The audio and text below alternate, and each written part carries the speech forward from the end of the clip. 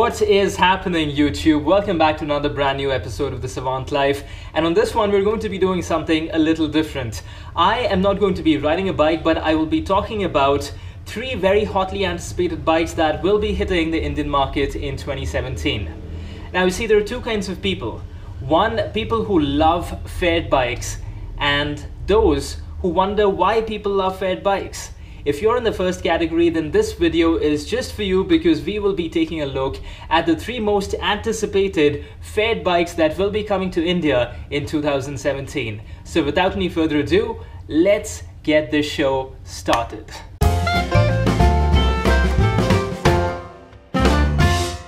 It was almost 10 years ago in 2008 that the first fully fared racing bike made its way into the Indian market in the form of the Yamaha R15.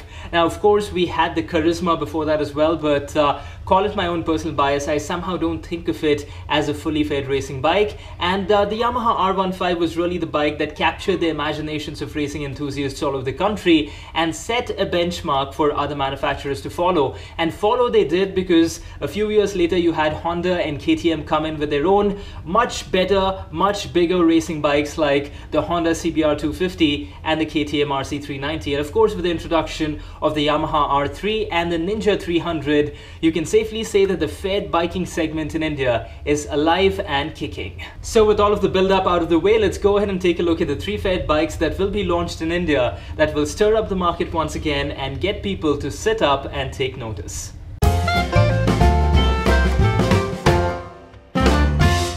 Not surprisingly, right on top of our list is the TVS Akula, which was debuted as a concept vehicle way back in 2016 at the Auto Expo and got tongues wagging with its absolutely breathtaking design. Many of us, including myself, were almost delirious with the sheer aggressiveness of the bike, the beautiful carbon fairing and the breathtaking design. It was for the very first time that an Indian auto manufacturer had pulled off a bike that looked every bit like it had just rolled off the tracks of a MotoGP. But the wise amongst us proceeded with caution, because oftentimes there is a lot of difference between the concept and what really rolls off the production floor. And that caution was well warranted, because it's been a year and a half and there have been a lot of changes made to the bike. For starters, it's not called the Akula anymore, it's actually called the Apache RTR 310S. Also, the design of the bike has been toned down quite a bit in order to make it a more production savvy road bike, which is understandable, but I still can't get over the fact that they ditched a name like Akula in order to capitalize on the Apache branding.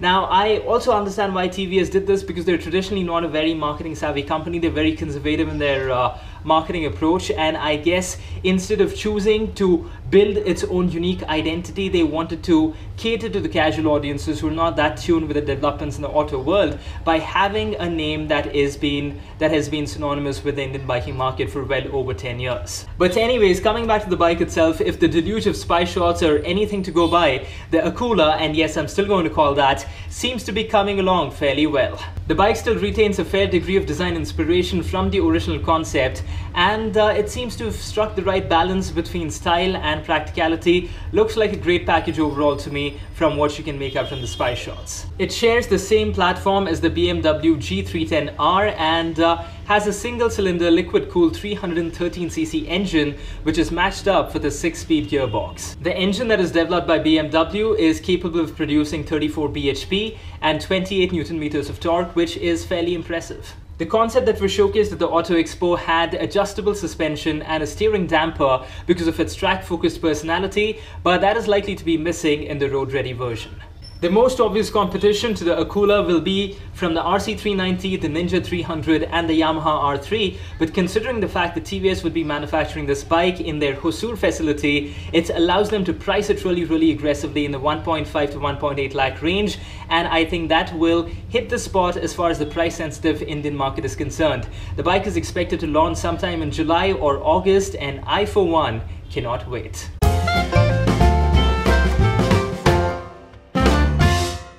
Benelli continues to build on its success in the Indian market by adding a fully fared bike to its stable. The Tornado 302 is essentially a fully fared version of the TNT 300, which has had reasonable success in the Indian market. Now, Benelli has always been the choice of the eccentric bike lover, people who are truly able to appreciate the Italian manufacturer's heritage and design. Now, of course, it has been picked up by a Chinese company, so take it for what it is worth. So while the Tornado 302 is not really going to set the sales books on fire, I think it will be the best looking bike in this segment. The beautiful white, red and green combination looks incredibly classy while also paying homage to its Italian genes. But it's not just about the looks. The bike comes with a parallel twin 300cc engine which is capable of producing 38 bhp and 27.4 Nm of torque. With such impressive specifications and a name like the Tornado, Benelli would do well to provide ABS as standard. The bike is expected to ship with Metzeler tires and comes equipped with a 14-litre tank, which is a boon compared to the tiny tummies of the RCs. Benelli have already started accepting bookings, and the Tornado is officially supposed to launch in India on the 2nd of July 2017.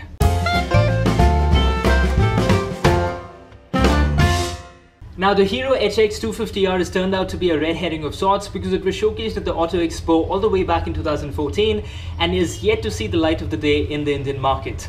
Apart from its stunningly good looks, this is supposed to be the first independently developed bike by Hero without any inputs from its estranged partner, Honda. So I can really understand why they're taking their time in order to get things right, because this is one of those situations wherein they're trying to prove, you know, मैं बेटा हूँ मगर मैं भी अपने पैरों पे खड़ा हो सकता हूँ बाबूजी। जा बेटा जा, मुझे पता था कि तू एक दिन बहुत बड़ा हीरो बनेगा. No pun intended. But all jokes aside, it might be a good thing after all, because as you might remember, Mahindra did the same thing a few years back when they labored so painfully over the Mojo for so many years that people thought this bike will never really launch.